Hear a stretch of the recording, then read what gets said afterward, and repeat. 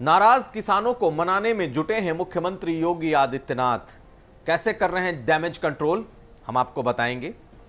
आज जानिए कि कौन कौन हो सकते हैं मंत्रिमंडल विस्तार में संभावित चेहरे। पूरी लिस्ट हम आपको बताएंगे। हालांकि ये सब संभावित चेहरे हैं। और आखिरकार मुनव्वर राणा के बेटे को कुछ ही घंटों के भीतर मिल गई है जमानत। ये सब कुछ आज का यूपी में। नमस्कार, मैं हूं कुमार अभिषेक और आप देख रहे हैं आज का यूपी। 5 सितंबर को नाराज किसानों ने पश्चिमी उत्तर प्रदेश के मुजफ्फरनगर में एक बड़ी किसान पंचायत बुलाई है, जिसमें उत्तर प्रदेश, हरियाणा और पंजाब के किसान शामिल होने जा रहे हैं। और ये राकेश टिकैत और चढ़ूनी गुट का एक बहुत बड़ा शक्ति प्रदर्शन है। 2022 चुनाव के पहले, कुछ महीने पहले, यह शक्ति प्रदर्शन कहीं ना कहीं सियासत की ओर भी इशारा कर रहा है। और 5 सितंबर के इस महारैली, महाकिसान पंचायत के पहले योगी आदित्यनाथ भी अब किसानों को साधने में जुट गए हैं। और मुख्यमंत्री योगी लगातार किसानों से वार्ता कर रहे हैं, अलग अलग किसान नेताओं और संघों से मुलाकात कर रहे हैं, बीजेपी के किसान मोर्चे के नेताओं के साथ मिल रहे हैं। मुख्यमंत्री ने हालांकि अभी ऐलान नहीं किया है, लेकिन किसान नेताओं के साथ जो बातचीत हुई है उसमें बेहद ही अहम ऐलान उन्होंने किसानों के साथ किए हैं कि वो क्या क्या करने जा रहे हैं। अब आप सुन लीजिए, जिन डिमांड्स को लेकर, जिन मांगों को लेकर किसान आंदोलनरत हैं सालों से, लगभग उन्हें मानने की पूरी तैयारी योगी आदित्यनाथ ने कर ली है। 3 किसान कानूनों को छोड़कर जो दूसरे बड़ी समस्याएं हैं, योगी आदित्यनाथ ने उन सबों को हरी झंडी दे दी है।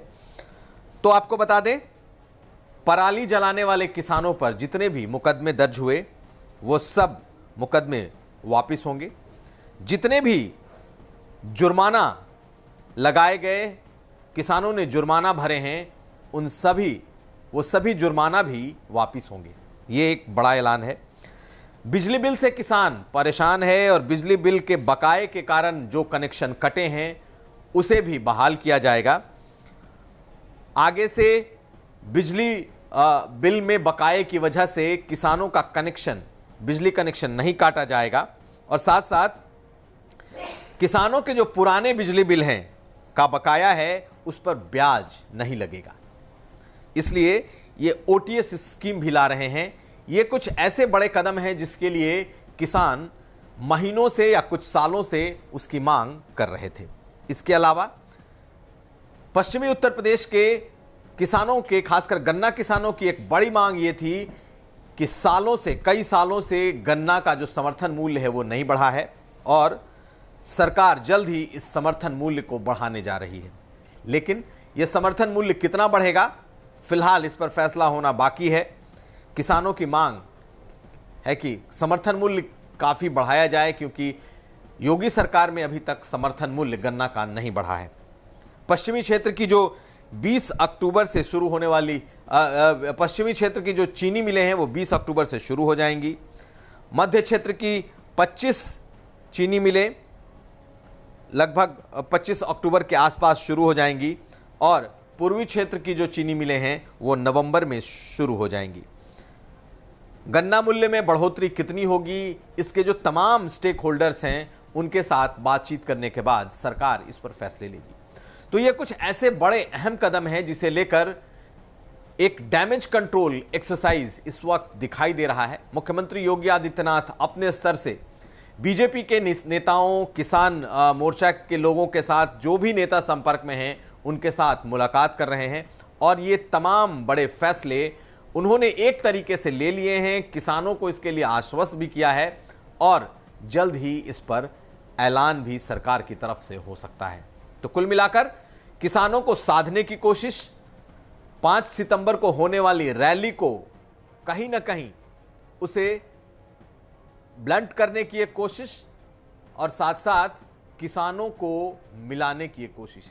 और यह दिखाई इसलिए दे रहा है कि कई ऐसे नेता, भारतीय किसान यूनियन के भानु गुट, इसके अलावा कई और किसान नेता सरकार से बातचीत करने को तैयार दिखाई दे रहे हैं और योगी आदित्यनाथ की सरकार उत्तर प्रदेश के कई किसान नेताओं संगठनों के साथ संपर्क में है।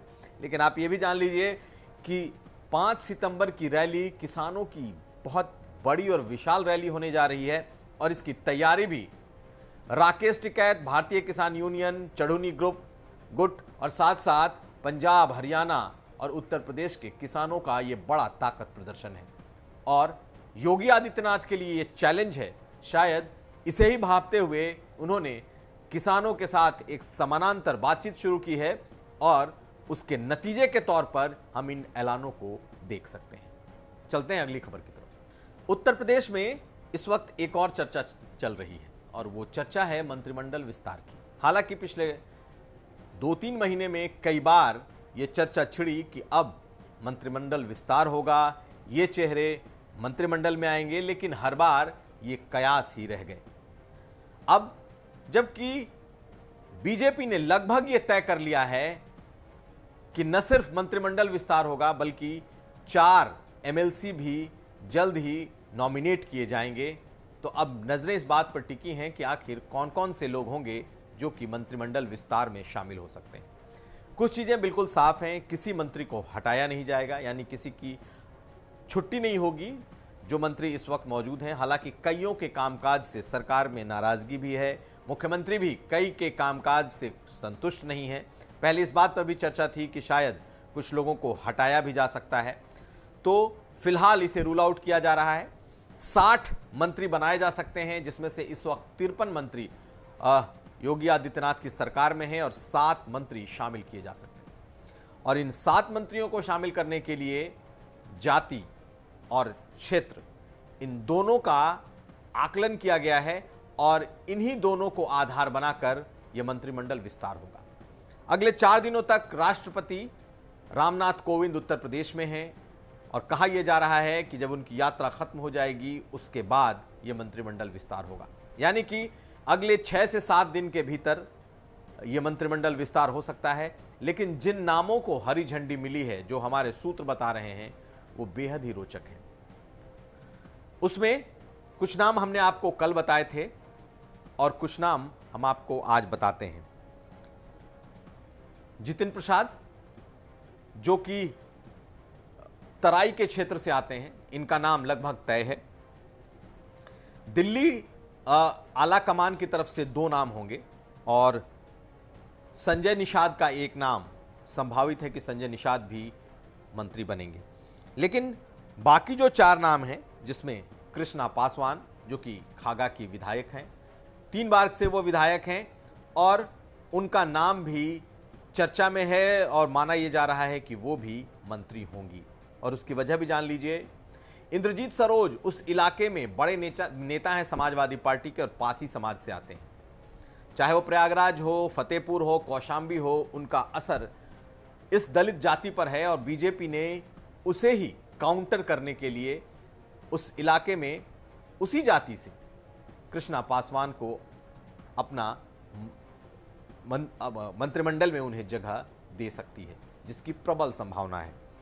पलटू राम, ये बलरामपुर सदर के विधायक हैं, ये भी दलित जाति से आते हैं और पूरी संभावना है, जो हमारे सूत्र बता रहे हैं, कि वो भी मंत्रिमंडल में शामिल होंगे। तेजपाल नागर, ये गुर्जर जाति से हैं और इन्हें भी मंत्रिमंडल में जगह दी जा सकती है। और साथ साथ छत्रपाल गंगवार, ये भी बरेली के इलाके से आते हैं। याद होगा अभी संतोष गंगवार, जो कि लगातार कई बार के सांसद हैं, मंत्री थे, उन्हें इस बार ड्रॉप किया गया। ऐसे में बरेली से उस खाली जगह को भरने की एक कोशिश हो रही है, क्योंकि गंगवार जो जाति है वो बीजेपी को परंपरागत तौर पर उस इलाके में सपोर्ट करती रही है। तो ये 6 नाम हैं और कहा यह जा रहा है कि एक दो नाम ऐसे हैं जो सरप्राइज कर सकते हैं। तो इन नामों को लगभग बीजेपी के भीतर हरी झंडी मिली हुई है, लेकिन फिर कहते हैं कि ये बीजेपी है। आखिरी वक्त तक जब तक नाम नहीं आता तब तक किसी के बारे में कुछ भी कहना मुश्किल है, लेकिन सूत्रों की माने तो ये नाम इस वक्त बीजेपी के भीतर लगभग तय हो चुके हैं। चलते हैं अगली खबर की तरफ। तबरेज राना, जो कि मशहूर शायर मुनव्वर राना के बेटे हैं, जिन्हें पुलिस ने गिरफ्तार किया था कल, आज 24 घंटे के भीतर ही उन्हें जमानत दे दी गई। रायबरेली की अदालत ने उन्हें जमानत दे दी है। तबरेज राना पर अपने ही चाचा को फंसाने के आरोप में खुद पर गोली चलवाने का आरोप था और जिसके सीसीटीवी फुटेज और तस्वीरें सार्वजनिक हुई थी। पुलिस ने अपनी जांच में पाया था कि तबरेज ने प्रॉपर्टी विवाद में अपने चाचा को फंसाने के लिए खुद पर गोली चलाई थी और पिछले 2 महीने से वो फरार था। लेकिन लखनऊ के लाल कुआं स्थित उसके घर से ही पुलिस ने तबरेज को गिरफ्तार किया था। यही नहीं, तबरेज की सोशल मीडिया पर कई ऐसे वीडियो वायरल हुए थे जिसमें वो हथियार लहराता हुआ, हथियार चलाता हुआ, हथियारों का प्रदर्शन करता हुआ दिखाई दे रहा था। मुनव्वर राना बेटे की गिरफ्तारी के बाद से ही काफी ज्यादा बीजेपी पर हमलावर थे। साफ तौर पर कह रहे थे कि मुसलमान होने की वजह से उनके साथ ऐसा किया जा रहा है। बेटे को जमानत मिल गई है और अब जल्द ही वो घर वापस आएगा।